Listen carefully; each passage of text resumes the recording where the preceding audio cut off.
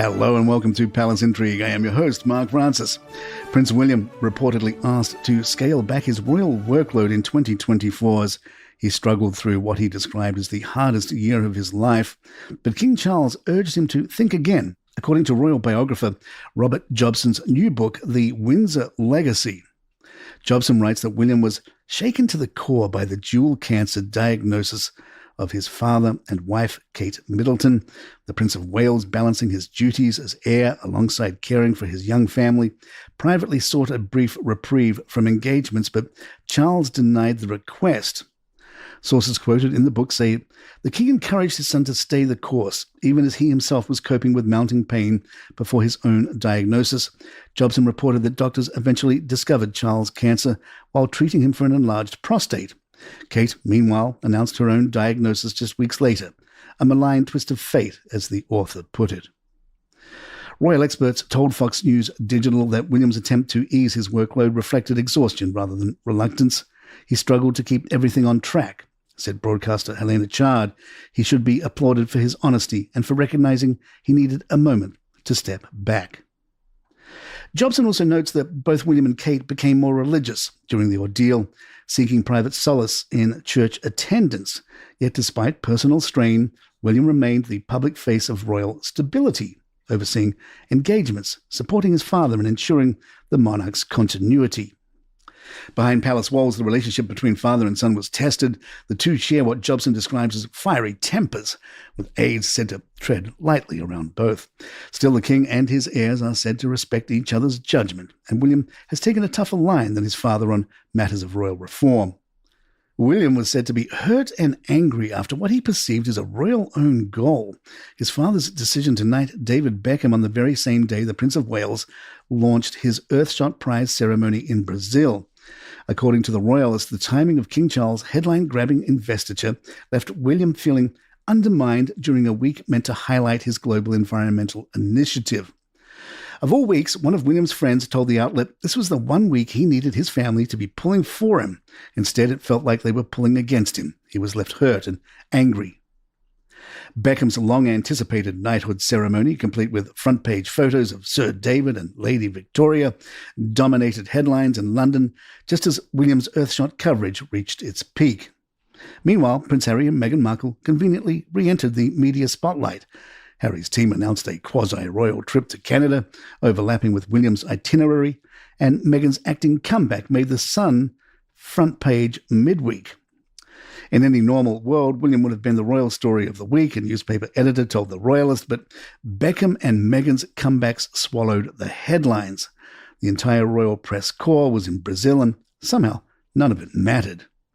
The king's allies insist the clash was coincidental, with one source saying, His Majesty is immensely proud of his son's work. Investitures are scheduled months in advance.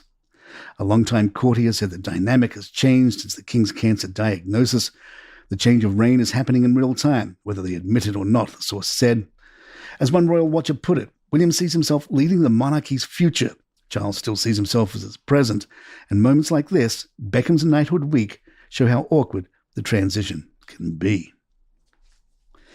In his Substack, Royal Insider Deep Crown writes, the chaos perfectly illustrates what's become an exhausting pattern.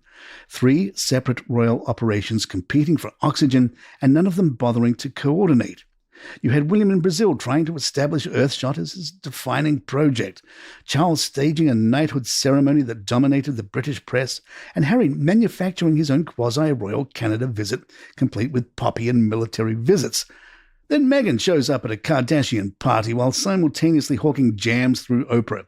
It's utterly mad. What strikes me most is the complete absence of strategic thinking. The monarchy only works when it speaks with one voice, when the institution comes before individual vanity. Charles should have pushed Beckham's ceremony by a fortnight without a second thought and ensured William had a clear run for his signature project. But instead we've got a king clinging to every ceremony and headline as if he's proving something. William justifiably frustrated that his father won't give him the space a future king requires, and Harry treating remembrance like a personal brand opportunity.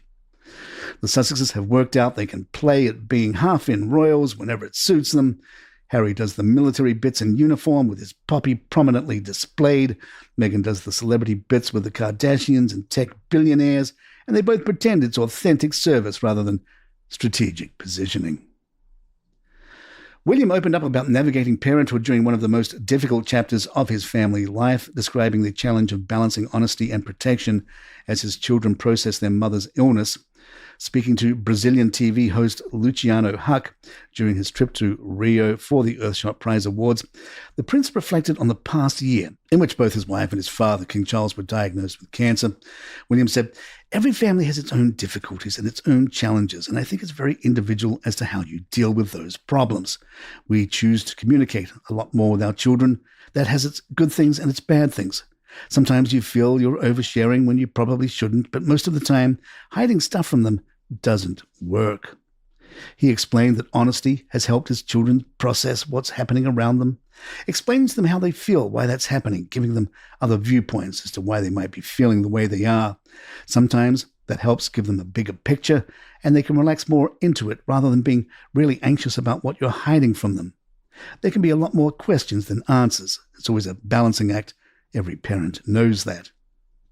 In lighter moments, the future king also spoke about the rhythms of family life at Adelaide Cottage, revealing that he and Kate still prioritize the school run and playtime in the garden whenever possible.